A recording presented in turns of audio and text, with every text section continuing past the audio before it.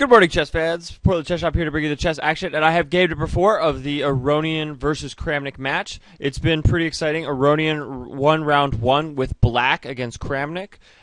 Then in round 2, Kramnik played the Berlin Wall, the Berlin defense, and was able to come to a draw against Aronian with the white pieces. But then in the third game, Aronian played a speculative queen sacrifice type thing, trading a queen for a couple minor pieces, and it was very courageous, and I thought it was interesting, but it wasn't quite sound.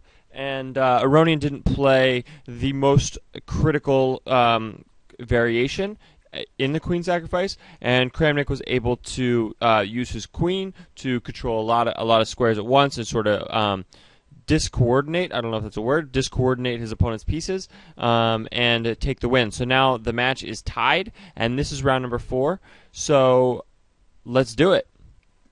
Aronian decides to play the king pawn up 2 again, and we will see if Kramnik decides to defend with the Berlin, which I expect that he would because, as I mentioned before, Kramnik beat Kasparov in, I don't know, like 1997 or something, with the Berlin Wall defense, because Kramnik, he said Kasparov is the best player in the world with his queen, but Kramnik is perhaps the best player in the world without the queen. So in the Berlin Wall, the queens get exchanged, it becomes an endgame. Kramnik's good at technical endgame type positions, and so he excels, and he knows the theory, deeper than anyone else in that position. So I would expect king pawn up 2 in order to go into the Berlin. So we do see pawn up 2. Berlin is just known, it's literally called, like, people call it the Berlin Wall because it's like you can't get through. You can't break it, Like, black is never fighting for a win in the Berlin, but it's very easy to draw, is in some sense. So we will see.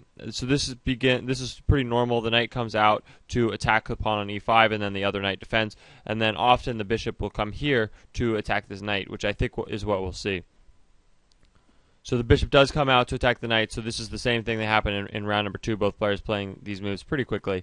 And if we see pawn up, then it'll become the Roy Lopez, which leads to some interesting complications for both sides. One of the most well-known classical openings. As you can see, a6 is played 70% of the time, but the Berlin Wall with knight f6 is played 8% of the time. So I do expect a knight f6 here. We do see it. So this is Kramnik's signature opening, at least in match play. So now, luckily, the crafty will tell us exactly what goes on here. So usually there's a castle in this position, but d3 is recommended in some senses because if the queens don't get traded off, you get to keep the queens on the board, which can be an asset. These other 2 moves also keep the queens on the board. So those are the alternative options, although O to O is by far the most popular. He does decide to go into it, so we're going to see knight takes e4. I'm confident of that, and then we're going to see the queens get traded off and go into the classic Berlin Wall defense. So knight takes on e4. This is kind of the toughest thing about beating Kramnik, because you can't beat him with white almost, at least not with king pawn, because he plays the Berlin Wall. He's like just so good at it. So we'll see if Aronian can find some complications in the Berlin Wall. So takes, and now d4 is almost always played. So we do see d4, and then here's the thing, is that in this position, knight d6 is always played. It's kind of a funny move. So knight d6 attacks the bishop, and then after... so then this bishop has to take the knight, the pawn takes, and then takes here, and then the queens get exchanged. We'll see. So knight here, now see, it's always bishop takes c6. So this is very normal territory. Always pawn takes, now always d takes. Now the knight always goes on f5, and now the queens always get exchanged. So it seems to me that perhaps, trying to not trade the queens could be possible, but I'm sure grandmasters have tried it before, and there's a reason why it's always traded off in this position.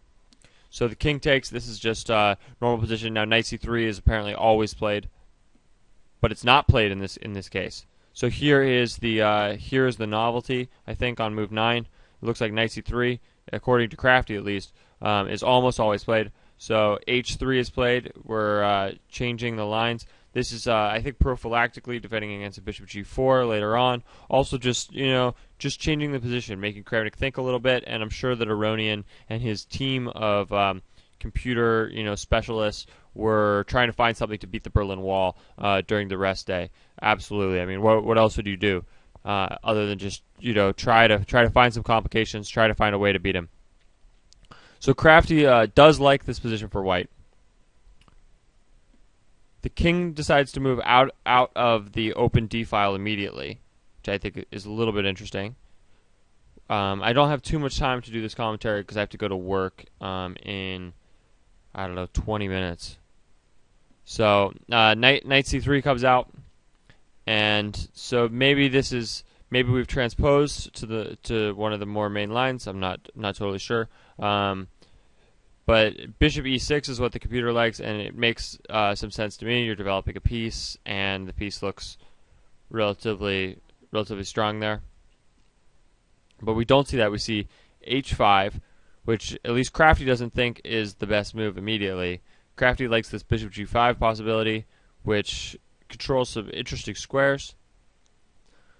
It's an interesting opening. I mean, the queens are traded off, so it's definitely drawish. But at the same time, we do have, I don't know, some asymmetries. We also see that black isn't really like, all his pieces are still in the back rank mostly. So in that sense, it's a little bit like a Najdorf where there's a lot of sort of pawn moves. So bishop g5 is played. And then we do see bishop e6, which I like as a move. So the knight can't come to d4 because there's a knight here, right? Because obviously knight here would attack the bishop. Bishops are worth a little bit more. In this position, one of the things that makes this so hard to win for white is that purple Kramnik has the bishop pair. Bishop pair is pretty good. So here b3 is played. We see that both players are playing their moves basically instantly, meaning that both players have definitely prepared for this position. So b3 is played, bishop e7, and we will see if the bishops get traded off. The more pieces that get traded off, a little bit more drawish that the position becomes.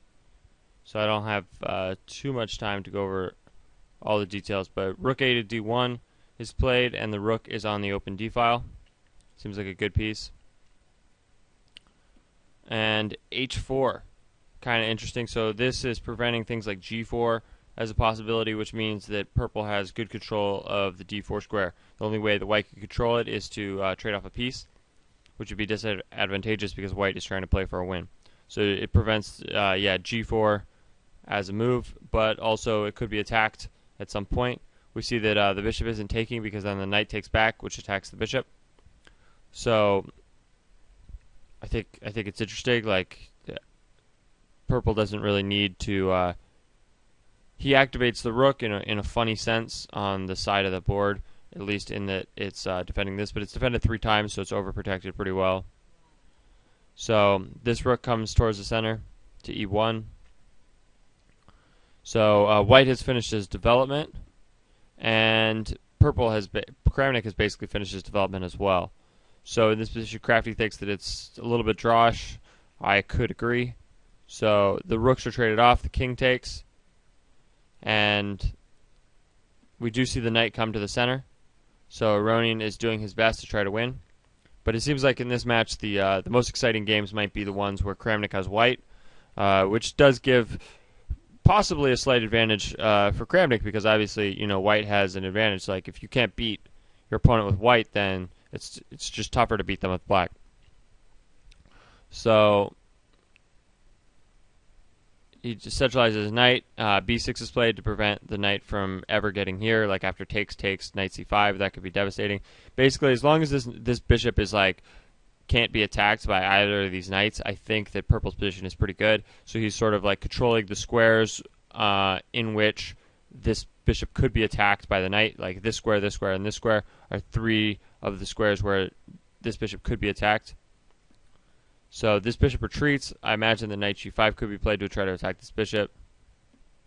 The king decides to walk over here. It feels safe on this side of the board.